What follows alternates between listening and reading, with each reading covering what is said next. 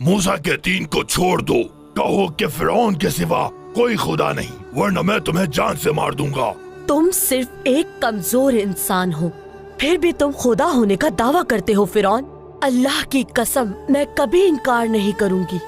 مصر کی عظیم ملکہ کو ان کے عالیشان محلات سے گھسیٹ کر جلتی ہوئی ریت کے بیچوں بیچ لایا گیا اور آخر کار ان کے ہاتھ اور پاؤں لکڑی کی میخوں سے جڑ دیے گئے۔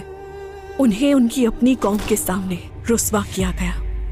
کوڑوں کی ظالمانہ ضربوں نے ان کا جسم چھلنی کر دیا، مگر پھر بھی انہوں نے یہی کہا، میرا رب اللہ ہے۔ یہاں تک کہ کوڑوں کی ناقابل برداشت تکلیف میں بھی آسیہ کے چہرے پر صرف مسکراہٹ تھی۔ اپنی تمام تر بے بسی کے ساتھ وہ اپنے رب کی طرف متوجہ ہوئی اور کہا، اے میرے رب، میرے لیے جنت میں اپنے پاس ہی گھر بنا دے اور مجھے فرعون اور اس کے عمل سے نجات دے اور مجھے ظالم قوم سے چھٹکارا عطا فرما۔ جیسے ہی انہوں نے آخری سانسیں لی، ان کے رب نے انہیں جنت میں ان کا گھر دکھا دیا۔ بالآخر وہ فرعون کے کفر کے محل کو چھوڑ کر اپنے رب کے محل میں داخل ہو رہی تھی۔ یہ ایک ایسی خاتون کی کہانی ہے جن کی تعریف نبی پاک نے جنتی خواتین کے درمیان فرمائی۔ ایک ایسی خاتون جنہوں نے اپنے ایمان کو ایک راز کی طرح دل میں بسائے رکھا، اور ایک ایسی خاتون جو مسکراتے ہوئے جنت کی طرف گامزن ہو گئی۔ یہ کہانی ہے حضرت آسیہ علیہ السلام کی۔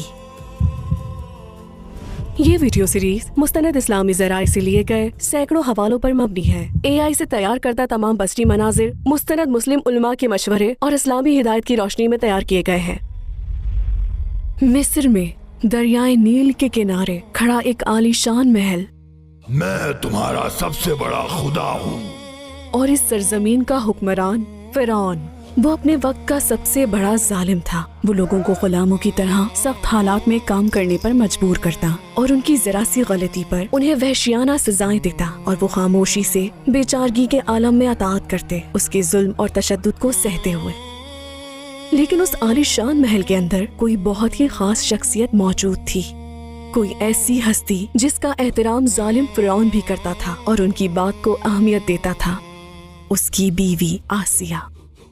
ایک ایسے ظالم حکمران کی بیوی ہونے کے باوجود آسیہ ایک ایسی خاتون تھی جن کا دل شفقت سے لبریز تھا۔ وہ محل کے سونے چاندی سے کبھی دھوکہ نہ کھا سکی، نہ ہی قیمتی لباسوں یا شاہی دعوتوں سے، کیونکہ وہ اس اندھیرے کو دیکھ سکتی تھی اور وہ معصوم لوگوں پر ہونے والے ظلم اور تشدد کو نظر انداز نہیں کر سکتی تھی۔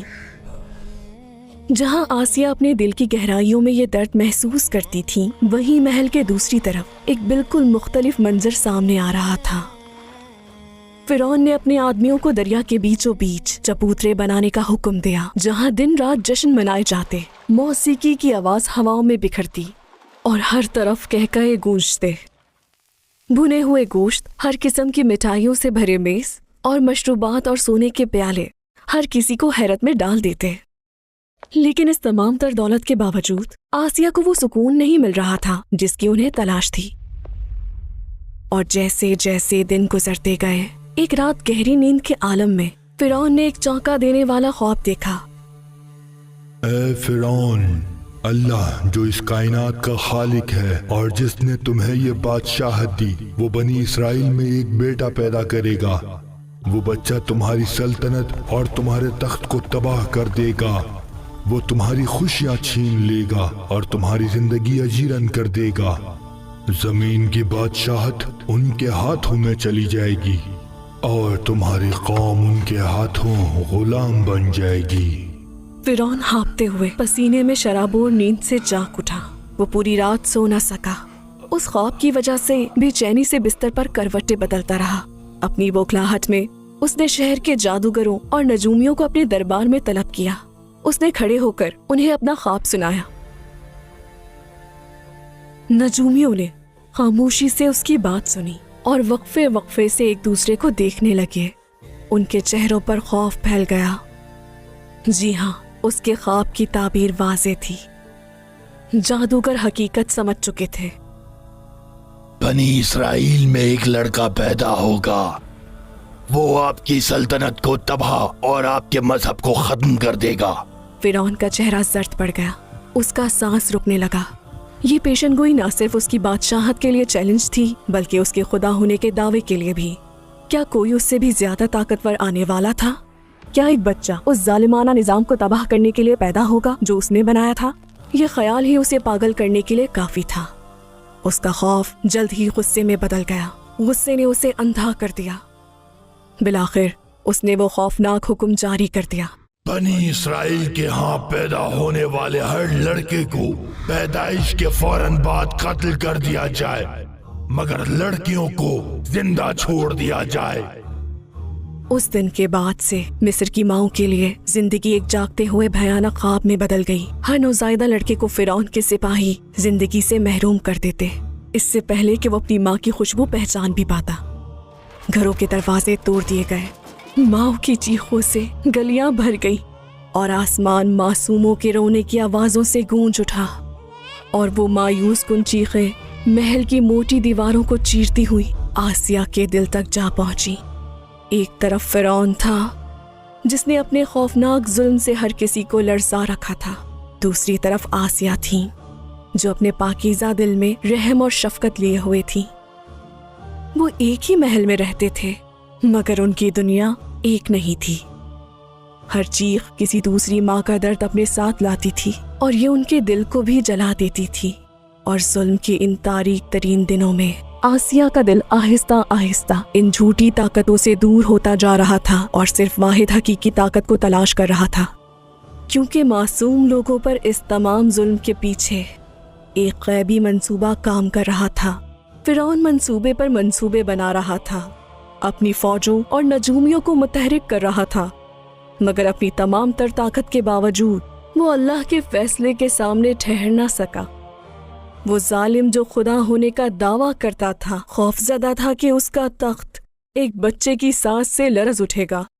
اس کی تمام تر شان و شوکت کے نیچے ایک بہت ہی کمزور اور ڈرا ہوا دل تھا۔ انہی دنوں میں تمام تر دباؤ اور سخت پہروں کے باوجود ایک ماں نے جس کا دل خوف سے دھڑک رہا تھا چھپ کر ایک بیٹے کو جنم دیا۔ یہ وہ بچہ تھا جو فرعون کی بادشاہت کا خاتمہ کرنے والا تھا اور ظلم کے تخت کو ہلانے والا تھا، وہ بچہ جس کا سب کو انتظار تھا۔ اور فرعون کے تمام تر انتظامات کے باوجود وہ اللہ کی حفاظت میں دنیا میں تشریف لے آئے۔ مگر پیدا ہونا ہی صرف مسئلہ نہیں تھا، اصل امتحان اس ظالمانہ نظام کے اندر زندہ رہنا تھا۔ ہاں، وہ بچہ موسیٰ علیہ السلام تھے، اور انہوں نے اپنے رب کی حفاظت میں زندگی کا دامن تھامے رکھا۔ ایک طرف متکبر فرعون تھا جو پوری نسل کو مٹانے پر تلا ہوا تھا، اور دوسری طرف ایک بے بس بچہ۔ پہلی نظر میں اس جنگ کا فاتح یقینی نظر آتا ہے، مگر جب اللہ چاہتا ہے تو سارے منصوبے خاک میں مل جاتے ہیں اور سارے توازن بدل جاتے ہیں۔ تب بھی ایسا ہی ہوا تھا، اور یقین کیجیے آج بھی کچھ نہیں بدلا۔ ہاں، شاید آپ کے سامنے فرعون اور اس کی فوجیں نہیں کھڑی، لیکن آپ ایسی مشکلات اور پریشانیوں میں گھرے ہیں جو ناقابل تسخیر لگتی ہیں اور آپ کو نڈھال کر دیتی ہیں۔ جس لمحے آپ کہتے ہیں کہ اب سب ختم اور آپ اپنی بے بسی میں ہوتے ہیں، بس اسی وقت اللہ کی مدد شروع ہوتی ہے۔ قرآن ہمیں یہ طاقتور حقیقت یوں بتاتا ہے، اگر اللہ تمہاری مدد کرے تو کوئی تم پر غالب نہیں آ سکتا، اور اگر وہ تمہیں چھوڑ دے تو پھر کون ہے جو تمہاری مدد کر سکے؟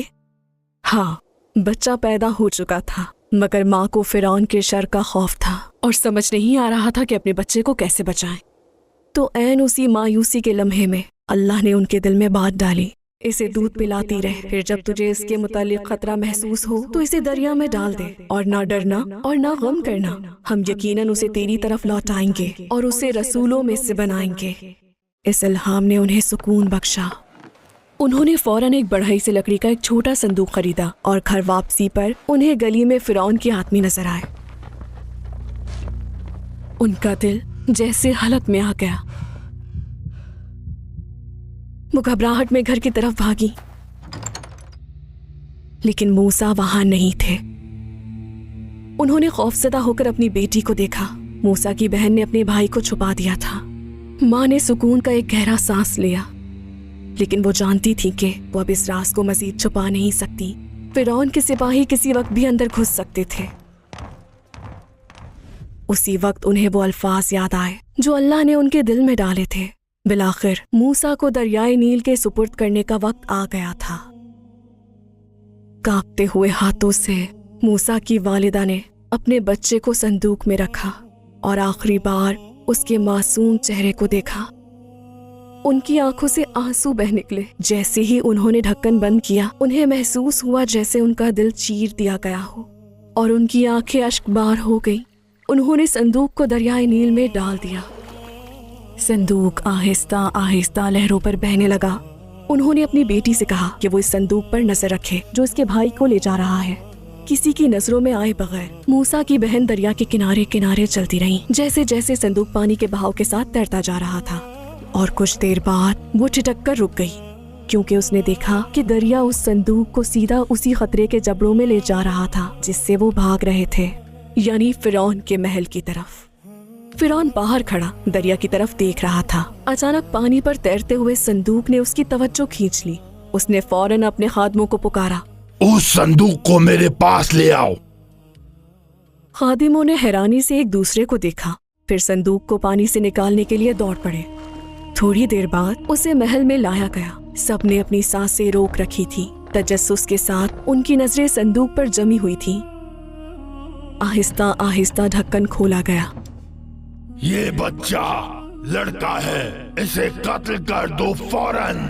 مگر جس لمحے آسیہ نے بچے کو دیکھا، ان کے دل میں ممتا کی لہر دوڑ گئی، کیونکہ وہ اولاد کی نعمت سے محروم تھی۔ یہ بچہ ہم دونوں کی آنکھوں کی ٹھنڈک بنے گا، اسے قتل نہ کرو، شاید یہ ہمیں فائدہ پہنچائے یا ہم اسے اپنا بیٹا بنا لیں۔ مجھے اس کی ضرورت نہیں ہے۔ لیکن آسیہ اس کے لیے بہت خاص تھی۔ فرعون نے خود کو خدا قرار دے رکھا تھا اور وہ فوجوں پر حکمرانی کرتا تھا، لیکن وہ آسیہ کو نہ نہیں کہہ سکتا تھا، اور بالآخر وہ سنگ دل فرعون بھی آسیہ کی درخواست کو رد نہ کر سکا، اور یوں اس نے بچے کو قبول کر لیا۔ وہ ننھا بچہ اب اس سرد مہر محل میں آسیہ کی گرم جوش اور شفیق گود میں پروان چڑھے گا۔ آسیہ نے اپنی باہوں میں موجود بچے کو محبت سے دیکھا، پھر انہوں نے کہا، تمہارا نام موسیٰ ہوگا۔ اور قرآن اس لمحے کو یوں بیان کرتا ہے، پھر فرعون کے گھر والوں نے اسے اٹھا لیا تاکہ وہ آگے چل کر ان کے لیے دشمن اور غم کا باعث بنے۔ تقدیر کا کیا ہی خوبصورت موڑ تھا۔ ایک جان جو فرعون کے ظلم سے بھاگ رہی تھی، اب اسی ظلم کے مرکز میں آسیہ کے مہربان دل میں پناہ پا رہی تھی۔ آسیہ نے اس عالی شان محل کو ایک محفوظ پناہ گاہ بنا دیا تھا جہاں ایک نبی نے پرورش پانی تھی۔ لیکن ایک مسئلہ تھا، ننھے موسیٰ نے کسی بھی دایا کا دودھ پینے سے انکار کر دیا جو وہ ان کے پاس لاتے تھے۔ انہوں نے جتنی بھی کوشش کی، بچہ اپنی ماں کی خوشبو تلاش کرتا رہا اور اسے اجنبی بازوؤں میں سکون نہ ملا۔ مصر کی بہترین خواتین کو محل میں لایا گیا، لیکن ہر بار ننھے موسیٰ نے روتے ہوئے اپنا چہرہ پھیر لیا۔ بچے کو اس حال میں دیکھ کر آسیہ کا دل ٹوٹنے لگا۔ آخرکار مایوسی کے عالم میں انہوں نے حکم دیا، جتنی بھی دایا تم تلاش کر سکتے ہو محل میں لے آؤ۔ خواتین ایک کے بعد ایک آتی گئیں، لیکن ہر بار موسیٰ منہ پھیر لیتے اور ایک قطرہ بھی پینے سے انکار کرتے تھے۔ اللہ تعالیٰ قرآن میں اس لمحے کو اس طرح فرماتا ہے، اور ہم نے پہلے ہی اس پر دایا کا دودھ حرام کر دیا تھا۔ آسیہ کے دل میں ایک ناقابل بیان درد جاگا۔ کیا ہوگا اگر یہ بچہ بھوک سے مر گیا؟ کیا ہوگا اگر یہ میرے بازوؤں میں دم توڑ دے؟ محل کی عورتوں میں سراسیمگی پھیل گئی۔ اے معزز ملکہ، اگر یہ لڑکا مصری عورتوں کا دودھ نہیں پیتا تو شاید یہ بنی اسرائیل کی ان عورتوں کا دودھ پی لے جن کے لڑکے قتل کر دیے گئے ہیں۔ آئیے پیغام بھیجیں، ہر جگہ خبر پھیلا دو، جو بھی عورت آ کر اس بچے کو دودھ پلائے گی میں اس کی حفاظت کروں گی، میں اسے امان اور بڑا انعام دوں گی۔ اسی اثنا میں موسیٰ کی والدہ اپنے بچے کی جدائی میں تڑپ رہی تھیں۔ آنسو ان کے رخساروں پر بہہ رہے تھے، ان کا دل سوالوں سے بھرا ہوا تھا۔ اب اسے کس نے تھاما ہوگا؟ کیا وہ بھوکا ہے؟ کیا وہ رو رہا ہے؟ جی ہاں، انہوں نے اپنے رب پر بھروسہ کیا تھا، لیکن پھر بھی وہ ایک ماں تھی۔ یہ سوچ کے جس بچے کو انہوں نے اپنے ہاتھوں سے فرعون سے بچایا، وہ اب تقدیر کے الٹ پھیر سے اسی ظالم کے محل میں ہے۔ یہ سوچ ان کے دل کو آگ کی طرح جلا رہی تھی. بے چینی ان کے لیے ناقابل برداشت تھی. تو انہوں نے اپنی بیٹی سے کہا, جاؤ اپنے بھائی کی خبر لاؤ, دیکھو وہ کس حال میں ہے. موسیٰ کی بہن نے محل کے اندر کی پریشانی کے بارے میں سن رکھا تھا. جیسے ہی اسے معلوم ہوا کہ عورتیں بچے کے لیے مناسب دایا نہیں ڈھونڈ سکی, وہ محل میں داخل ہونا چاہتی تھی. اس نے ان کے پاس جا کر کہا, کیا میں تمہیں ایسے گھر والوں کا بتاؤں جو تمہارے لیے اس کی پرورش کرے اور اس کا خیال رکھے؟ جلدی بولو, تم اس بچے کی کیا لگتی ہو اور تم نے یہ کیوں کہا, اور تم کس خاندان کی بات کر رہی ہو؟ میں غریب خاندان کی بیٹی ہوں. اس بچے نے کسی کا دودھ نہیں لیا, لیکن میں ایک ایسی خاتون کو جانتی ہوں جن کا دودھ پینے سے یہ کبھی انکار نہیں کرے گا. اگر آپ چاہیں تو میں انہیں آپ کے پاس لا سکتی ہوں. جاؤ انہیں لے آؤ فوراً. اگر یہ بچہ دودھ پی لے تو ہم تمہیں انعام دیں گے. خوشی اور جوش کے ساتھ بہن اپنی ماں کی طرف بھاگی. جب اس نے انہیں خوشخبری دی تو ماں کا دل اچھل کر باہر آنے کو تھا. انہوں نے اپنے بچے سے ملنے کی کتنی تڑپ کے ساتھ دعا مانگی تھی, اور اب وہ لمحہ بالآخر آ ہی گیا. خادماؤں نے موسیٰ کو ان کی ماں کی گود میں دے دیا. ننھے بچے نے فوراً اپنی ماں کی خوشبو پہچان لی اور دودھ پینا شروع کر دیا. آسیہ کا چہرہ کھل اٹھا. خوشی کے آنسو ان کے رخساروں پر بہہ نکلے. انہوں نے موسیٰ کی والدہ اور ان کے خاندان کو محل میں مدعو کیا, اور قرآن اسے یوں بیان کرتا ہے, اس طرح ہم نے اسے اس کی ماں کی طرف لوٹا دیا تاکہ اس کی آنکھیں ٹھنڈی ہوں اور وہ غمگین نہ ہو, اور تاکہ وہ جان لے کہ اللہ کا وعدہ سچا ہے. لیکن اکثر لوگ نہیں جانتے. اور یوں ننھے موسیٰ نے اپنی ماں کی محبت کی گرمی محسوس کی. وہ اسی ظالم کے محل کے عین درمیان آسیہ کی شفقت کی بدولت حفاظت سے پروان چڑھنے لگے. وقت کے ساتھ ساتھ فرعون بھی موسیٰ کا عادی ہو گیا. جب موسیٰ اس کے پاس نہ ہوتے تو وہ بے چین ہو جاتا. اسے تب تک چین نہ آتا جب تک وہ انہیں گود میں نہ اٹھا لیتا. محل کی آسائشیں ننھے موسیٰ کے سامنے بچھا دی گئیں. کھانا, سونے کے پیالے, ریشمی لباس, اور وقت آہستہ آہستہ گزرتا گیا. ایک دن فرعون نے بے چینی محسوس کی اور کہا, جاؤ موسیٰ کو میرے پاس لے آؤ. اس نے ننھے موسیٰ کو اپنی گود میں اٹھایا اور ان کے ساتھ کھیلنے لگا. مگر اچانک اپنے ننھے ہاتھوں سے موسیٰ نے فرعون کی داڑھی پکڑ لی اور اسے کھینچا. فرعون اپنا توازن کھو بیٹھا اور اس کا تاج زمین پر گر گیا. محل میں خاموشی چھا گئی. جادوگر گھبرا گئے. یہ لڑکا بہت خطرناک ہے, اسے قتل کر دو فوراً. اے بادشاہ, یہ صرف ایک بچہ ہے, یہ نہیں جانتا کہ کیا کر رہا ہے, اسے نقصان نہ پہنچاؤ. مجھے ڈر ہے کہ یہ بچہ وہی ہو سکتا ہے جس کی پیشن گوئی کی گئی ہے. کیا تم نے نہیں دیکھا اس نے میرے ساتھ کیا کیا؟ اس نے میرا تاج گرا دیا, میری داڑھی نوچ ڈالی. اگر آپ چاہیں تو اسے آزما لیں. اس کے سامنے سونا اور آگ رکھ دیں. اگر وہ سونے کی طرف ہاتھ بڑھائے تو وہ سمجھ بوجھ رکھتا ہے, لیکن اگر وہ آگ کی طرف جائے تو جان لے کہ وہ معصوم ہے. پھر آپ خواہ اس کا خون بہائیں گے. اگر اس نے سونے کو ہاتھ لگایا تو اسے قتل کر دو, لیکن اگر اس نے آگ کو چھوا تو اسے چھوڑ دو. ایک بڑا تھال لایا گیا. اس پر چمکتے ہوئے سونے کے ٹکڑے اور دہکتے ہوئے انگارے تھے. سب نے سانسیں روک کر دیکھا کہ موسیٰ کیا کریں گے. ننھے ہاتھ آہستہ سے سونے کی طرف بڑھے, لیکن عین اسی لمحے اللہ کے حکم سے جبرائیل علیہ السلام نے آ کر ان کا ہاتھ آگ کی طرف موڑ دیا. موسیٰ نے انگارے کو پکڑا اور اپنے منہ تک لے آئے. پل بھر میں ان کا ہاتھ اور زبان جل گئے. ان کی آنکھوں سے آنسو جاری ہو گئے اور وہ درد سے رونے لگے. اس وقت کسی کو احساس نہیں ہوا, لیکن اس جلن نے ان کی زبان پر ایک دائمی نشان چھوڑ دیا. برسوں بعد جب وہ بڑے ہوئے تو ان کے الفاظ روانی سے ادا نہیں ہوتے تھے. ان کی زبان میں لکنت تھی. فرعون نے سکون کا گہرا سانس لیا. اس کے چہرے سے تناؤ غائب ہو گیا. تو یہ نادان ہے. اور آسیہ اپنی تمام تر ہمت کے ساتھ مستقبل کے نبی کے لیے ڈھال بن گئیں اور اپنی باتوں سے ایک بار پھر ظالم کا فیصلہ بدل دیا. برسوں بیت گئے. موسیٰ محل کی دیواروں کے اندر ایک مضبوط, صاف ضمیر اور باکردار نوجوان کے طور پر پروان چڑھے. انہوں نے عسکری کمان سے لے کر قیادت اور اچھے اخلاق تک کئی شعبوں میں تربیت حاصل کی. وہ اپنے ارد گرد کے گناہوں سے دور رہے اور ایک پاکیزہ جوانی گزاری.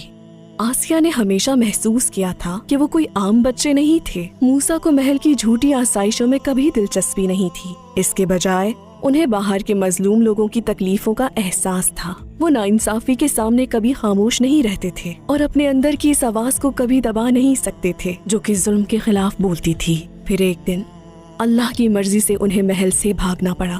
وہ قتل ہونے والے تھے۔ 8 دن تک وہ ویران زمینوں اور صحراؤں سے گزرے، بغیر کھانے کے دور دراز علاقوں کی طرف بڑھتے ہوئے بحیرہ احمر کے ساحلوں کے قریب مدین کی طرف۔ آسیہ کی آنکھیں آنسوؤں سے بھر گئیں اور ان کا دل بھاری تھا۔ ایک ناقابل بیان غم کے ساتھ ماضی کی یادیں ان کے ذہن میں گردش کرنے لگیں۔ ایک ایک کر کے دریائے نیل کی لہروں سے نکالا گیا وہ ننھا بچہ، وہ پہلا لمحہ جب انہوں نے اسے اپنی باہوں میں لیا، وہ مشکلات جو انہوں نے اس کی حفاظت کے لیے جھیلی، وہ دن جب اس کی ہنسی نے محل کی سرد دیواروں کو گرمایا تھا، سب ان کے ذہن میں واپس آ گئی۔ اور اب وہ بچہ جسے انہوں نے سینے سے لگایا اور حفاظت کی، ایک مقدس امانت کی طرح اب بڑا ہو چکا تھا اور ان کے ہاتھوں سے نکل رہا تھا۔ دراصل یہ سفر حضرت موسیٰ کو ایک عظیم مشن کے لیے تیار کر رہا تھا جو ایک دن ظلم کو شکست دینے والا تھا۔ موسیٰ کئی سال مدین میں رہے، انہوں نے وہاں اپنا گھر بسایا اور زندگی گزاری اپنے پیاروں کے ساتھ۔ پرسکون دن گزارتے ہوئے پھر بھی ان کے دل کی گہرائیوں میں موجود تڑپ کبھی مدھم نہیں ہوئی۔ انہیں اپنی پیدائش کی سرزمین، اپنی ماں اور بہن بھائیوں کی یاد ستاتی تھی۔ کئی سال بیت چکے تھے۔ انہوں نے سوچا کہ شاید فرعون مر چکا ہوگا اور وہ اس امید پر قائم رہے کہ خطرہ ٹل چکا ہے۔ انہی جذبات کے ساتھ انہوں نے اپنے اہل خانہ کو لیا اور اس مصر کی طرف روانہ ہو گئے جس کی انہیں حسرت تھی۔ اور اس سفر کے دوران جب انہوں نے طور پہاڑ کے دامن میں رات گزاری تو اچانک انہیں دور ایک آگ چمکتی ہوئی نظر آئی۔ تجسس اور جوش کے ساتھ وہ اس روشنی کی طرف بڑھے اور جیسے ہی قریب پہنچے تو انہیں اپنے رب کی آواز سنائی تھی، اے موسیٰ، بے شک میں ہی تیرا رب ہوں، لہٰذا اپنے جوتے اتار دو، بے شک تم طوا کی مقدس وادی میں ہو۔ فرعون کے پاس جاؤ کہ اس نے واقعی سرکشی کی انتہا کر دی ہے۔ اب کچھ بھی پہلے جیسا نہیں رہنے والا تھا۔ موسیٰ جو کبھی فرعون کے محل میں پلے بڑے تھے اب ایک نبی تھے جو اپنے رب کا پیغام لے کر جا رہے تھے، اور اللہ کے حکم سے وہ ظلم کے مرکز کی طرف واپس چلنے لگے، یعنی فرعون کے محل کی طرف۔ وہ ان پتھریلی دیواروں کی طرف لوٹ رہے تھے جہاں انہوں نے اپنا بچپن گزارا تھا، اس بار خاموش رہنے کے لیے نہیں بلکہ حق کا اعلان کرنے کے لیے۔ تو اپنی تمام تر عاجزی کے ساتھ وہ اپنے رب کی طرف متوجہ ہوئے اور دعا کی، اے میرے رب، میرا سینہ کھول دے اور میرا کام میرے لیے آسان کر دے، اور میری زبان کی گرہ کھول دے تاکہ وہ میری بات سمجھ سکے، اور میرے خاندان میں سے میرا ایک مددگار بنا دے، میرے بھائی ہارون کو، اس کے ذریعے مجھے مضبوط کر اور اسے میرے کام میں شریک کر دے۔ اور سب سے زیادہ رحم کرنے والے نے جواب دیا، اے موسیٰ، تمہیں تمہاری مانگی ہوئی چیز عطا کر دی گئی۔ ان کی دعا قبول ہوئی۔ اللہ نے ان کے بھائی ہارون کو بھی نبی مقرر کر دیا، اور یوں 2 نبی چلنے کے لیے تیار تھے، شانہ بشانہ اپنے رب کے مشن کے لیے۔ جب موسیٰ اور ہارون محل میں داخل ہوئے تو وہاں سب موجود تھے۔ آسیہ وہ نرم خو شفیق خاتون جنہوں نے کبھی انہیں پالا تھا، اور فرعون جس کا تکبر آسمانوں کو چھو رہا تھا، خدا ہونے کا دعوے دار، اس عالی شان محل میں سنگ مرمر کے ستونوں کے سائے اور سنہری تختوں کے درمیان پہلی بار کسی اور رب کا نام پکارا گیا۔ موسیٰ نے اپنے رب کے حکم سے کلام کیا۔ وہ اس شخص سے کہہ رہے تھے جو خدا ہونے کا دعویٰ کرتا تھا، تم خدا نہیں ہو۔ کیا ہم نے بچپن میں تیری پرورش نہیں کی تھی؟ کیا تم برسوں سے ہمارے ساتھ نہیں رہے؟ پھر تم نے وہی کیا جو تم نے کیا، پھر بھی تم ناشکرے ہو۔ مگر موسیٰ کے الفاظ آسیہ کے دل پر گہرا اثر کر رہے تھے، ایک نئی حقیقت کے دروازے کھول رہے تھے۔ ہر جملے کے ساتھ جو وہ سن رہی تھی وہ ہل کر رہ گئی، اور قدم با قدم وہ ایمان کے قریب ہوتی جا رہی تھی۔ جی ہاں، ان کے سامنے کھڑا شخص اب وہ بچہ نہیں تھا جسے انہوں نے کبھی نیل سے بچایا اور پالا تھا، وہ اللہ کا رسول بن چکا تھا، حق کی پکار لگاتے ہوئے۔ لیکن فرعون انکار کرتا رہا، وہ دھمکیاں دیتا رہا اور سننے سے انکار کرتا رہا، تاہم موسیٰ نے ہمت نہیں ہاری۔ بار بار وہ فرعون کے سامنے کھڑے ہوئے۔ اب آسیہ زیادہ واضح طور پر سمجھ چکی تھی، وہ سچائی جس کی وہ تلاش کر رہی تھی ان تمام سالوں سے वो मूसा की पुकार में थी और उस पैगाम में जो वो लाए थे। अब उन्होंने वाहिद हकीकी खुदा को चुन लिया, हजरत मूसा के रब को। लेकिन अभी उनमें इतनी हिम्मत नहीं आई थी कि वो बुलंद आवाज में उसका इजहार कर सके। महल के खामोश कमरों में वो चुपके से दुआएं कर रही थी। उन्होंने अपनी आंखें आसमान की तरफ उठाई, अपने दिल में एक ही नाम सरगोशी से लिया, अल्लाह। फिरऔन अब भी उनसे मशवरा करता, उनकी बातों की कदर करता। उसे जरा सा भी शक नहीं था उनकी वफादारी पर। मगर आसिया की वफादारी अब उसके साथ नहीं थी, वो सिर्फ अपने रब के साथ थी। हर दिन एक भारी बोझ बनता गया। तकब्बुर में डूबे हुए शख्स के गजब को देखना, हुजूम को बुतों के सामने झुकते हुए देखना, ये सब एक असियत थी जिसे सहना मुश्किल था। वो महल जो बाहर से इतना शानदार था, आसिया के दिल में एक कैद खाने में बदल चुका था। एक नजर, एक लफ्ज, यहाँ तक कि खामोशी भी उनका ईमान जाहिर कर सकती थी। मगर वो सब्र से रहीं। उन्होंने अपना ईमान छुपाए रखा और उस नूर के साथ जो उनके दिल में था वो हर दिन मजबूत होती गई। मूसा की पुकार न सिर्फ बाहर के लोगों के दिलों तक पहुंची, बल्कि महल के अंदर मौजूद खादिमों के दिलों में भी उतर गई। दिन ब दिन उन्होंने इस सच्चाई को कबूल करना शुरू कर दिया जो वो अल्लाह की तरफ से लाए थे। कुछ छुपकर इबादत करते, कुछ अपनी नमाज़ें रात के लिए बचा रखते। ये छोटा सा खुफिया गुरोह महल के अंदर मोमिनीन की पहली जमात बन गया। उनमें एक औरत थी जो फिरौन की बेटी की खिदमत करती थी। एक दिन जब वो कंघी कर रही थी फिरौन की बेटी के बालों में, तो कंघी उसके हाथ से गिर गई। जैसे ही वो उसे उठाने के लिए झुकी तो उसने कहा, बिस्मिल्लाह। फिरौन की बेटी साकित हो गई। इसका क्या मतलब है? क्या तुम मेरे बाप की बात कर रही हो? ये अल्लाह का नाम है जिसने आसमानों और जमीन को पैदा किया। वो ज़ात जिसने फिरौन को भी इसकी बादशाहत अता की सिर्फ वही है। लड़की दंग रह गई। वो सीधा अपने बाप के पास भागी और उसे बताया कि क्या हुआ। फिरौन ने उस औरत को अपने हुजूर तलब किया। महल के भारी दरवाजे खुल गए। ये मैंने क्या सुना है? क्या ये वाकई सच है? मैं मूसा के रब पर ईमान लाती हूँ। तो फिर तुम मेरा अजाब चखोगी। कोई रहम नहीं उनके लिए जो नहीं झुकते मेरे सामने। इसे फौरन मैखों से जड़ दो, इसके हाथ और पैर जमीन पर गाड़ दो, इसके सर पर खौलता हुआ धात का बर्तन उंडेल दो। इसकी तकलीफ नाकाबिले बर्दाश्त थी, लेकिन औरत खामोशी से अपने होंठ हिला रही थी, अब भी अपने रब को याद कर रही थी। जब फिरौन ने देखा कि वो अब भी अपना ईमान नहीं छोड़ रही, इसके बच्चे को मेरे पास ले आओ। कुछ लम्हों बाद सिपाही उसके नन्हे बच्चे को ले आए। अपने बच्चे को जालिमों के चुंगल में देखकर बेबस माँ का दिल ऐसे धड़का जैसे सीने से बाहर आ जाएगा। जैसे ही उसने उसे देखा, उसके चेहरे पर आंसू बहने लगे। इसे आग में डाल दो। बगैर एक लम्हे की हिचकिचाहट के सिपाहियों ने हुक्म की तामील की। नन्हे बच्चे को दहकती हुई भट्टी में डाल दिया गया। उस लम्हे माँ का कलेजा फट गया, लेकिन अल्लाह ने अपनी कुदरत जाहिर करना चाहिए और शोलों के दरमियान से वो नन्हा बच्चा बोल उठा, ऐ मेरी माँ, अपना ईमान कभी मत छोड़ना, सब्र करना। मैं अपने रब के पास जा रहा हूँ। तुम्हारे और जन्नत के दरमियान सिर्फ एक कदम बाकी है। औरत की आंखें आंसुओं से भर गईं। अगरचे उसका दिल आग में जल रहा था, उसका ईमान नहीं डगमगाया। उसने अपने रब पर भरोसा किया और अपनी जान निछावर कर दी।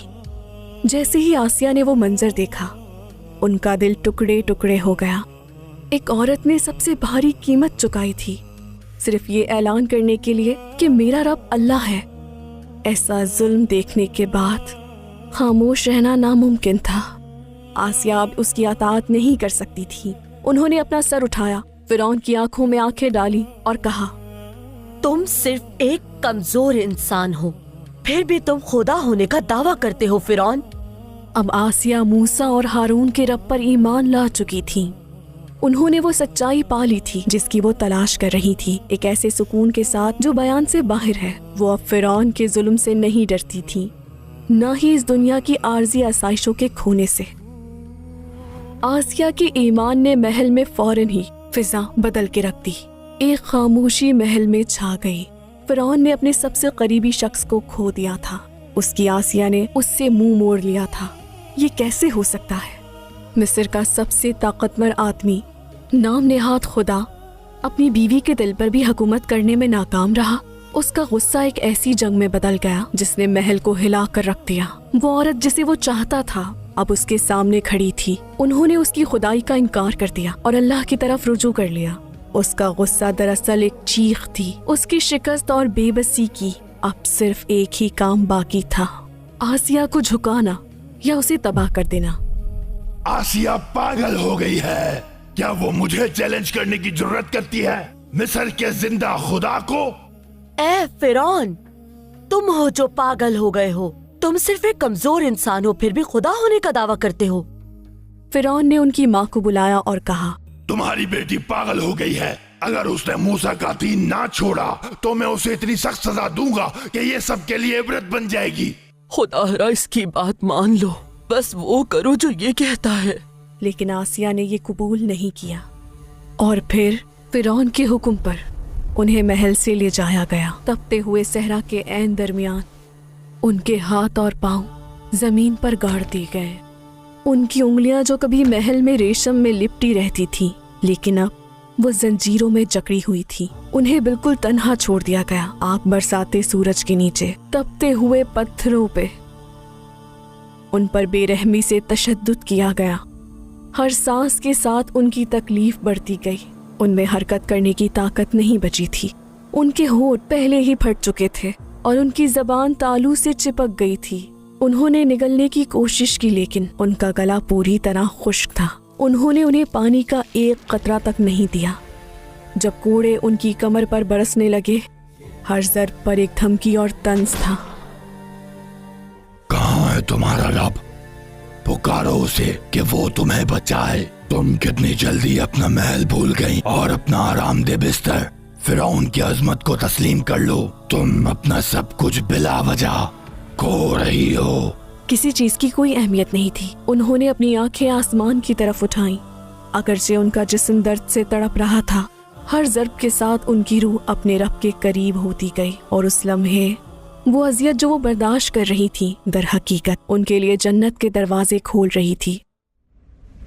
मूसा भी वहीं थे, वो जिसे उन्होंने बरसों पहले अपनी बाहों में पाला था। अब अल्लाह के रसूल थे, सच्चाई का ऐलान कर रहे थे। अपनी तमाम तर तकलीफ के बावजूद आसिया ने उन्हें अपनी निगाहों से तलाश किया। उनके हाथ बंधे हुए थे और वो बोल नहीं सकती थी। वो सिर्फ अपनी उंगली से इशारा कर सकती थी। उन्होंने वो दिखाने की कोशिश की जो वो फिरौन के हाथों सह रही थी। वो खातून जिन्होंने कभी उनकी देखभाल की थी, आज अपने ईमान की खातिर तशद्दुद सह रही थी। मूसा अलैहिस्सलाम का दिल ये दर्द बर्दाश्त नहीं कर सका। उन्होंने अपने हाथ आसमान की तरफ उठाए और अपने रब से दुआ की कि आसिया की तकलीफ आसान फरमा दे। आसिया के दिल पर सुकून नाजिल हुआ। उस लम्हे के बाद से उन्हें कोई तकलीफ महसूस नहीं हुई, यहाँ तक कि वो अपने रब से जा मिली। जब वो इस दुनिया में अपनी आखिरी सांस लेने वाली थी तो उन्होंने अपने रब से इन अल्फाज में दुआ की, ऐ मेरे रब, मेरे लिए जन्नत में अपने पास एक घर बना दे। मुझे फिरौन और उसके अमल से निजात दे और मुझे जालिम कौम से छुटकारा अता फरमा। ये सबसे ताकतवर दुआ थी जो किसी औरत ने जालिम के सामने मांगी। ये अपने रब के खिलाफ बगावत नहीं थी, बल्कि एक सुपुर्दगी थी, उस दिल की सुपुर्दगी जिसने अल्लाह के महल को चुना फिरौन के महलात के मुकाबले में। अल्लाह ने आसिया की दुआ कबूल की और उन्हें अपना सर उठाने का इल्हाम किया। जैसे ही उन्होंने ऊपर देखा, उन्हें मोतियों का वो महल नजर आया जो जन्नत में उनके लिए तैयार किया गया था। उनके चेहरे पर एक पुरसुकून तासुर उभरा और फिर वो मुस्कुरा दी, क्योंकि आसिया के लिए इस दुनिया को छोड़ने का वक्त आ गया था। वो अपने रब से मिलने जा रही थी, जिसके लिए उन्होंने इतनी बड़ी कुर्बानी दी थी। मोतियों का वो महल जिसकी उन्होंने दुआ की थी और जिसे देखने के लिए वो तरस रही थी, अब उन्हें बुला रहा था। लेकिन फिरौन, जिसके दिल पर कुफर की मोहर लगी हुई थी, जहालत में हंसा। इस पागल को देखो, ये तकलीफ में है फिर भी हंस रही है। मगर आसिया पहले ही इस दुनिया फानी से रुखसत हो चुकी थी। ان کی روح اب اللہ سے ملاقات کے سکون سے سرشار تھی۔ جی ہاں، آسیہ انتقال کر چکی تھی، لیکن موسیٰ نے وہ فریضہ پورا کر دیا جو اللہ نے انہیں سونپا تھا۔ فرعون اور اس کی فوج بحیرہ احمر کے عین درمیان پھنس گئے۔ جیسے ہی اس کی موت قریب آئی، اس نے توبہ کرنے کی کوشش کی، لیکن اب بہت دیر ہو چکی تھی۔ اللہ نے اس متکبر بادشاہ کو وہیں تباہ کر دیا۔ آسیہ کا صبر رائے گاہ نہیں گیا۔ ظلم کا محل اب گر چکا تھا اور ایمان کی جیت ہوئی تھی۔ اس دن فرعون ہار گیا اور ایک عورت کی ہمت صدیوں تک سنائی جانے والی داستان بن گئی، ایسے حالات میں بھی جو ناممکن لگتے تھے۔ آسیہ نے ہمیں یقین کرنا سکھایا، بغیر بہانوں کے، بغیر تاخیر کے۔ وہ ایک ایسے ظالم کے محل میں تھی جس نے خود کو خدا قرار دیا تھا، لیکن انہوں نے ایمان لانے کے لیے بہترین حالات، بہتر ماحول یا اپنے خوف کے ختم ہونے کا انتظار نہیں کیا۔ اس کے بجائے ہر مشکل کا سامنا کرتے ہوئے وہ آگے بڑھی اور کہا، میرے لیے میرا رب ہی کافی ہے، اور وہ قدم جنت کا دروازہ بن گیا۔ اور آسیہ نے اپنا سفر مکمل کر لیا، لیکن وہ ہمارے لیے ایک سوال چھوڑ گئیں۔ کیا ہم بھی موت کا استقبال مسکراہٹ کے ساتھ کر سکیں گے؟ تمام مشکلات اور آزمائشوں کے باوجود کیا ہم کہہ سکیں گے لا الہ الا اللہ اپنی آخری سانس میں؟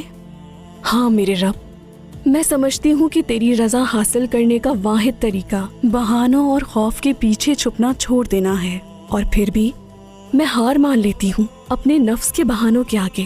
میں مسلسل تیری طرف سیدھے راستے پر اپنے قدم مؤخر کر رہی ہوں۔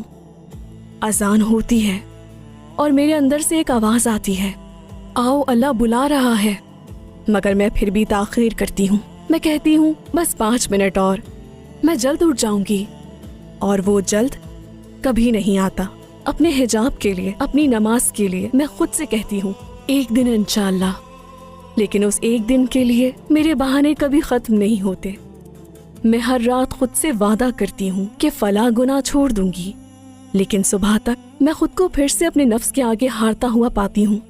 میں اب شیطان سے نہیں لڑ رہی، میں خود سے لڑ رہی ہوں، اور اس جنگ میں ہمیشہ میں ہی وہ ہوتی ہوں جو ہار جاتی ہے۔ اور مجھے جس چیز کا سب سے زیادہ ڈر ہے وہ موت ہے میرے رب۔ جب وہ لمحہ آئے گا اور میں بالکل بھی تیار نہیں ہوں گی، میرے ہاتھ خالی، میری روح تھکی ہوئی، تو میں اپنے ساتھ کیا لاؤں گی جب تیرے سامنے موجود ہوں گی؟ اس کل کا جھوٹا وعدہ جو کبھی آیا نہیں۔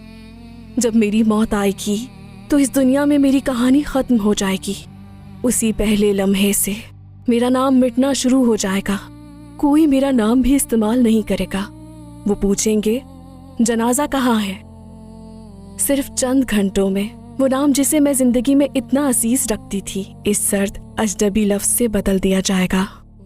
میری ماں، میرا باپ، میرا شریک حیات جسے میں اپنی محبت کہتی تھی، میرا بچہ جس پر میں جان دیتی تھی، میری سہیلیاں، ان میں سے ہر کوئی میرے لیے فاتحہ پڑھے گا، مجھ پر مٹی کی وہ آخری مٹھی ڈالے گا اور پھر مڑ کر چلا جائے گا۔ وہ اپنا پہلا کھانا کھائیں گے میرے بغیر اپنے گرم گھروں میں۔ جب میرے لیے زندگی ختم ہو چکی ہوگی، ان کے لیے یہ وہیں سے جاری رہے گی جہاں سے چھوٹی تھی۔ مگر میرا کیا بنے گا میرے رب؟ میں اس اندھیرے تنگ گڑھے میں اکیلی کیا کروں گی؟ وہ کام، وہ امتحانات، وہ ڈگریاں جن کے لیے میں نے اپنی نمازیں قضا کی، کیا ان میں سے کوئی بھی میرے ساتھ ہوگا؟ وہ لوگ جن سے میں ڈرتی تھی، پریشان ہوتی تھی کہ وہ کیا کہیں گے جب وہ اپنی زندگیاں گزار رہے ہوں گے زمین کے اوپر، کیا وہی خوف مجھے قبر میں بچائے گا؟ جب فرشتے اپنے سوال پوچھیں گے تو کیا وہ ہوشیار بہانے جو میں خود کو دھوکہ دینے کے لیے بتاتی تھی تب بھی کوئی معنی رکھیں گے؟ نہیں، ہرگز نہیں۔ وہاں ہر بہانہ خاموش ہو جائے گا، صرف سچائیاں اور پچھتاوے بولیں گے۔ اور اس لمحے سب سے زیادہ مایوس کن الفاظ انسان کے ہونٹوں سے نکلیں گے۔ جب ان میں سے کسی کی موت آتی ہے تو وہ پکارتا ہے، اے میرے رب، مجھے واپس بھیج دے تاکہ میں نیک عمل کر سکوں اس دنیا میں جسے میں چھوڑ آیا ہوں۔ ہرگز نہیں، یہ بس ایک بیکار التجا ہے جو وہ کر رہے ہیں۔ وہ جگہ جہاں کاش کا کوئی فائدہ نہیں، ہمارا ابدی گھر ہوگی۔ میرے رب، میرا انجام ایسا نہ ہونے دینا جیسا کہ ہم نے بیان کیا ہے. ہمیں بیدار کر دے اس سے پہلے کہ ہم اس پچھتاوے میں گر جائیں جہاں سے کوئی واپسی نہیں، کیونکہ ہم جانتے ہیں کہ ہماری ابدی زندگی کو بچانے کی ابتدا تیری طرف رجوع کرنے سے ہوتی ہے، یہاں تک کہ بظاہر ناممکن حالات کے درمیان بھی. انتہائی مشکل لمحے میں آسیہ نے ایک انتخاب کیا. انہوں نے ایک قدم اٹھایا اور وہ قدم ان کا جنت کا راستہ بن گیا. وہ راستہ آج بھی ہمارے سامنے ہے. وہی پکار، وہی دروازہ ہمارے لیے آج بھی کھلا ہے. شاید اب وقت آ گیا ہے کہ اس سفر کا آغاز کیا جائے، صرف ایک قدم اٹھانے کا، بغیر خوف، بغیر تاخیر کے، کیونکہ ہمیں ایک کامل زندگی کی ضرورت نہیں بلکہ ایک مخلصانہ کوشش کی ضرورت ہے، ایک چھوٹی لیکن سچی جدوجہد. اور جو لوگ ہماری راہ میں کوشش کرتے ہیں ہم ضرور انہیں اپنے راستوں کی ہدایت دیں گے، اور بے شک اللہ نیک لوگوں کے ساتھ ہے. جی ہاں، آسیہ کی کہانی اب اختتام کو پہنچ چکی ہے، لیکن یہ سلسلہ جاری ہے. اب ہم ایک ایسی ماں کی کہانی کی طرف بڑھتے ہیں جو صحرا کے عین درمیان بالکل تنہا رہ گئی. بی بی ہاجرہ علیہ السلام کی کہانی. وہ ایک ایسا دل تھی جس نے اللہ کے سامنے سر تسلیم خم کیا جب تمام امیدیں ختم ہو چکی تھیں، اور شاید وہ سکون جسے آپ اپنے انتہائی مایوس کن لمحے میں تلاش کر رہے ہیں اس سفر میں آپ کا منتظر ہے.